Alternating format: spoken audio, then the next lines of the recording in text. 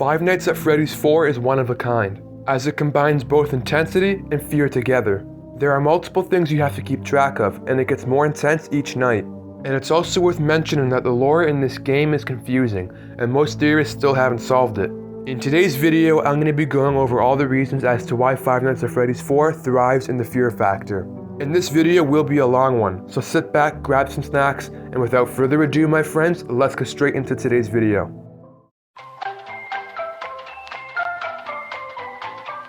The fear factor in this game is like no other, as the game heavily relies on sound cues to scare you. Most other FNaF games use visuals to scare you, but this game turns away from that style. Instead of relying on your eyes, you have to rely on your ears in order to stay alive, and these sound cues can get extremely hard to hear. When you're at a door, there's a 50-50 chance you'll hear breathing. If you hear the breathing, simply shut your door. But the breathing sound cues can take 3 to 5 seconds to start, and they can start off extremely quiet. And if you misclick or incorrectly hear an audio cue, you'll be met with a terrifying face that is ready to bite your brains out. And speaking of faces, this leads me to my second point.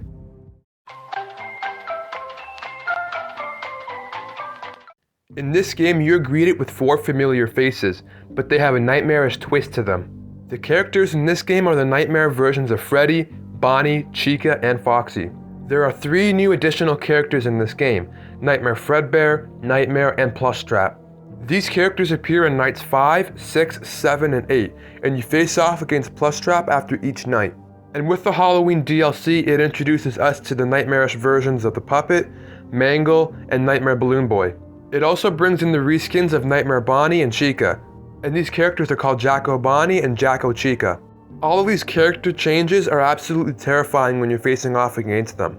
And all of these characters have unique gameplay mechanics, and this leads me to my next 2 points.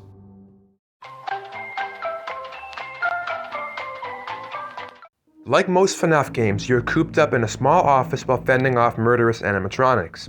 But this game takes a different route of gameplay. In this game, you are in a bedroom with doors on either side of you, and right in front of you is a closet, and right behind you is a bed. And almost every FNaF game is typically bright and well lit, but not this game. This game is dark and all the lights are turned off.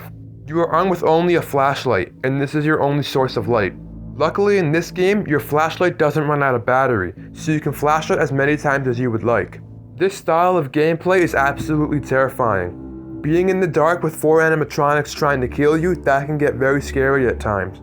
And speaking of scary, this leads me to my next point.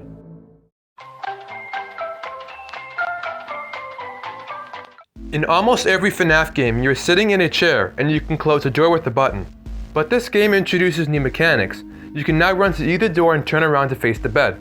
At face value, the mechanics are easy, but you have 4 animatronics to fend off all at once, which gets extremely difficult as the nights progress.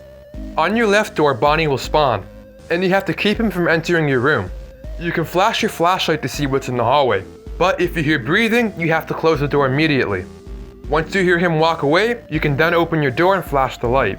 Same thing goes for Chica, but if we don't flash the light once she leaves, there's a high chance Nightmare Cupcake will jump you. Foxy starts off from the hallways, but he can't jump you at the doors. Foxy will run from either side of your hallway, and if you don't keep up with him in time, he'll run straight to the closet door. And once he's in the closet, you have to go to the closet and close the door until he turns into a plushie, and he'll stay in the closet for the rest of the night. Freddy is the easiest one to keep away. Simply turn around and flash the miniature versions of himself that appear on the bed every time you go to the doors.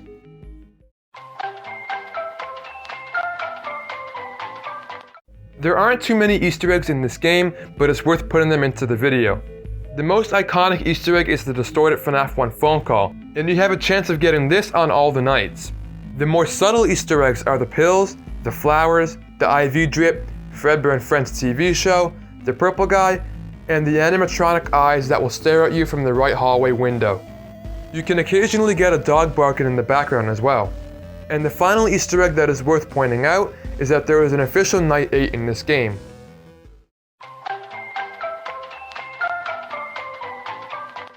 Like the last 2 FNaF games, there are minigames.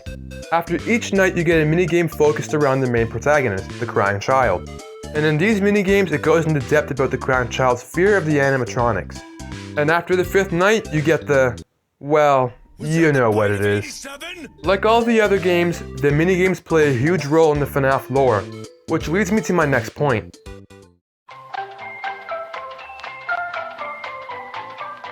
Now it's safe to say that the lore in this game doesn't make sense.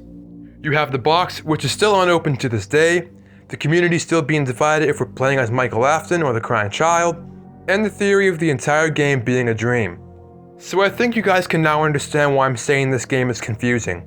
I personally believe that the game is not a dream because of the FNaF logbook. We know the book is written by Mike, aka Michael Afton, the son of William Afton. And in this book we can see pictures of Nightmare Fredbear. And I also believe that we're playing as Michael Afton in this game, not the crying child. We know the crying child dies in FNaF 4. We know this because of the Night 5 cutscene. You get the box after completing 420 mode in the game, but there's no point in trying to open it as it's not possible. And speaking of 420, this leads me to my final point.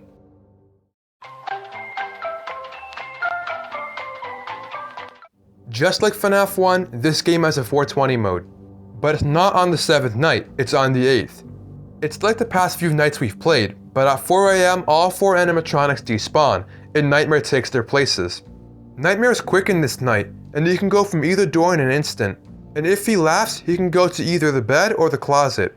But you gotta be careful though, because like Fredbear, Nightmare can use a decoy laugh to trick you. And with that being said, this is all the reasons as to why I think FNaF 4 has the best fear factor. And as always, these are only my opinions, so please let me know what you guys think about this in the comments down below.